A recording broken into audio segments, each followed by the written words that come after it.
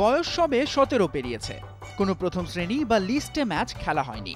অভিজ্ঞতা বলতে এ দলের হয়ে একটি 4 দিনের ম্যাচ, সেই তারই কিনা একেবারে জাতীয় দলের টেস্ট অভিষেক। 2001 সালের 8 নভেম্বর ঢাকায় বাংলাদেশের ইতিহাসের 6ষ্ঠ টেস্টে অনেকেরই নজর ছিল এই ছেলেটির উপর। টেস্টে বাংলাদেশের প্রথম ড্র ম্যাচে শিরোনামও হয় এই ছেলেটি। অভিষেকেই আগুন ছড়ানো বোলিংয়ে 4 উইকেট নেওয়া তো আর চারটিখানি কথা নয়। আর সেই উইকেটগুলো যদি হয় জিম্বাবুয়ের স্বর্ণালী সময়ের Stuart Carlisle, Grant Flower, Heath Streak এবং ব্রায়ান মার্ফি। কি বলবেন, এলেন, দেখলেন আর জয় করলেন। কিন্তু সত্যিকারের জয় করতে মাশরাফি বিন মুর্তজাকে অপেক্ষা করতে হয়েছে আরও বহু বছর। মুদ্রার উল্টো পিঠটা যে জিম্বাবুয়ে সিরিজ শেষেই দেখে ফেলেন ম্যাশ। প্রথমে পিঠের, তারপর হাঁটুর ইনজুরি। যে ইনজুরির ভূত তাকে আর ছাড়েনি কখনোই।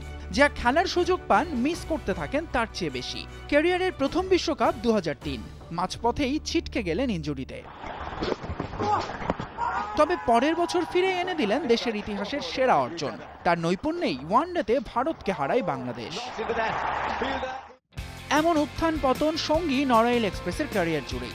2009 সালে প্রথম অধিনায়কত্ব পেয়েও স্থায়ী হননি ইনজুরিতে।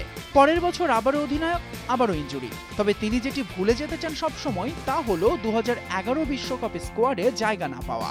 বহুত সমস্যা, বহুত ভালো লাগা সবকিছুই আছে 15 বছরের ক্যারিয়ারে। সো আমি অবশ্য ফিল করি এটাই বেশি যে আমার ভালো লাগার সংখ্যাই বেশি, যেটা হয়েছে সেটা মানুষের জীবনে হয়। মাশরাফির আন্তর্জাতিক ক্যারিয়ারের 1.5 দশককে অনায়াসেই দুটি ভাগে ভাগ করে ফেলা যায়। 2001 থেকে 2011 যদি হয় প্রথমটি, তবে পরের ভাগ 2012 এশিয়া কাপ থেকে, যে গল্পটি জয় করার। তার নেতৃত্বে যেমন বিশ্ব ক্রিকেটেই মাথা উঁচু করে দাঁড়িয়েছে বাংলাদেশ, তেমনি অসাধারণ ব্যক্তিত্ব আর জীবন দর্শন দিয়ে মানুষের মনও জয় করেছেন মাশরাফি। তাই তো এসব কাগজে পরিসংখ্যান বোঝাতে পারবে না একটা পুরো মাশরাফিকে।